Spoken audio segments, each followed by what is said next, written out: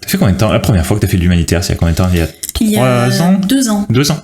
2 ans à Madagascar. À Madagascar, d'accord. J'étais partie travailler à La Réunion. J'hésitais à partir dans ce pays qui avait quand même une réputation un peu compliquée au niveau de la sécurité, surtout. D'accord. Qui, depuis l'indépendance française, avait plongé dans la pauvreté, dans la violence. Et finalement, en travaillant à La Réunion, j'ai rencontré une des personnes, une malgache fondatrice d'une association pour les enfants et les jeunes mamans, et qui m'a recommandé. Elle m'a dit non, il faut y aller. C'est dans certains endroits, si on fait attention, il n'y a vraiment aucun souci. Et puis voilà, c'était peut-être très peu de temps avant, je me suis décidée, sans regret, après coup. C'est vrai que c'est un pays qui est très très différent, qui est très grand, et j'avais l'impression de voir des reportages, d'y être finalement, d'être devant certaines scènes que j'avais vues dans des reportages et que jamais je pensais voir en vrai, quoi. Des femmes avec des tenues absolument fantastiques de toutes les couleurs, qui portent des gros seaux de linge, qui les lavent dans une rivière qui est déjà marron. Voilà, niveau de vie très très pauvre.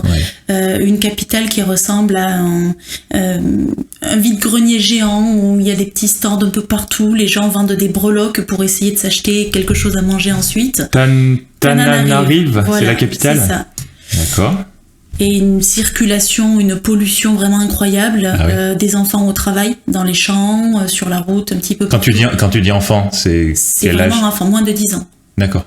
Voilà, vraiment des tout petits.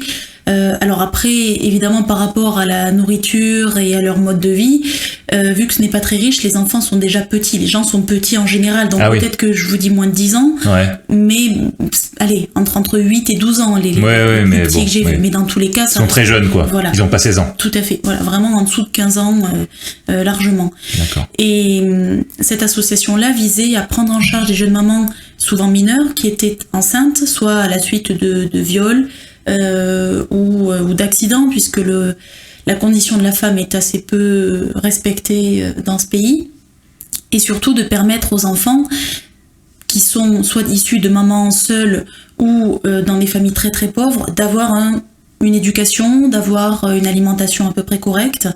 Et c'était une association vraiment sérieuse, qui est toujours actuelle, hein, et qui ne demande pas des prix exorbitants. Parce que vu que ça se fait de plus en plus, ces voyages humanitaires, il y a toujours des gens qui vont venir profiter de ces situations et qui vont par exemple dire eh bien pour un mois dans telle association à Madagascar, on vous demande 2800 €. Et on sait très bien que le coût de la vie dans ce pays n'est pas du tout relatif aux sommes demandées. Ah oui. À titre indicatif, pour un mois, on me demandait 200 €. Ah oui, d'accord, effectivement, ça n'a rien à voir. Voilà, donc c'était vraiment, ou même un petit peu moins, sachant qu'ils venaient nous chercher à l'aéroport, que tout était sécurisé pour éviter tout incident avec des volontaires, ce qui serait évidemment catastrophique pour le futur de l'association. Tout était pris en charge, logement, nourriture, donc c'est impossible que certains organismes demandent des sommes astronomiques. On sait très bien que certaines personnes se remplissent les poches. Par rapport à cette association-là, il y avait vraiment une solidarité, une communauté, des gens sérieux puis qui voulaient s'en sortir. Non seulement ça crée de l'emploi pour certains malgaches, et puis ça permet vraiment de sortir certaines jeunes femmes avec des enfants de la pauvreté. Et ils avaient de nombreux partenaires, ça fait à peu près 10 ans, peut-être plus que l'association existe, des partenaires de poids, qui leur permettaient d'avoir des gros sacs de riz, du linge de maison, d'autres locaux. Récemment, ils s'étaient équipés d'informatique. D'accord.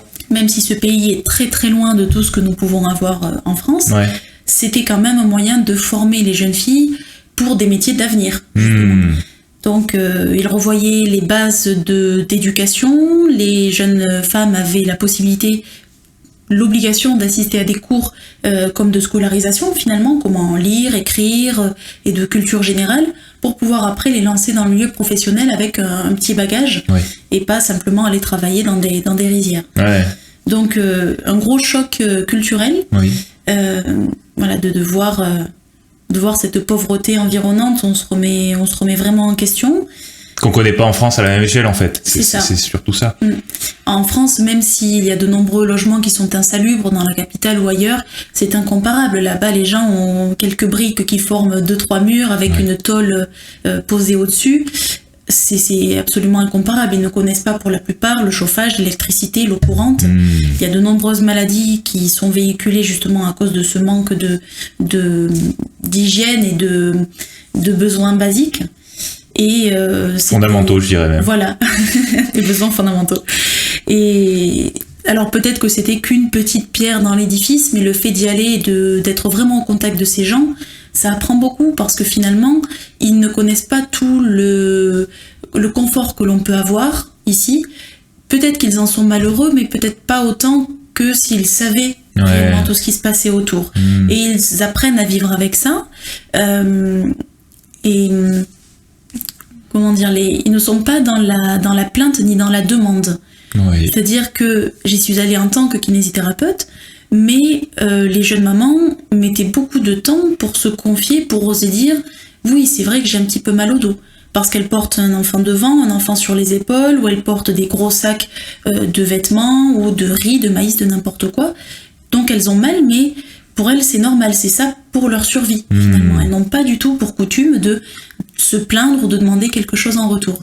Et ça a été étonnant, et puis il y a eu quelques déclics. Il faut rentrer dans la confiance. Elles sont très méfiantes pour la plupart parce qu'elles ont tout un passé très compliqué, et ça met du temps pour vraiment aller au cœur des choses et leur demander qu'est-ce qu'il vous faudrait pour aller mieux, qu'est-ce que vous demanderiez. Ce qui passe avant tout, ce sont les enfants. Et puis ensuite, c'est vrai qu'elles disent eh bien d'autres vêtements, ou aller, comment dire, pouvoir manger à ma faim, pouvoir... Et ce sont des choses auxquelles nous on ne pense pas. On n'a pas les mêmes besoins au même moment. Donc ça, c'était quand même un gros choc. Et puis en même temps, on relativise énormément déjà sur place, mais encore plus en revenant ici. Ah oui. Et en voyant la publicité du dernier iPhone qui coûte de quoi nourrir toutes les personnes du centre pendant 3 mois, par exemple. Les choses n'ont plus du tout le même rapport, et les plaintes des gens ici sont toujours beaucoup plus matérielles. Finalement, alors que là-bas, c'est matériel, mais pour justement ces choses fondamentales. Je veux un toit, mais c'est pas par envie, c'est par nécessité. Alors qu'ici, on se rend compte qu'on veut des choses par gourmandise, par jalousie, avec beaucoup plus de négatif derrière. Alors que là-bas, il y a beaucoup plus cette notion de survie.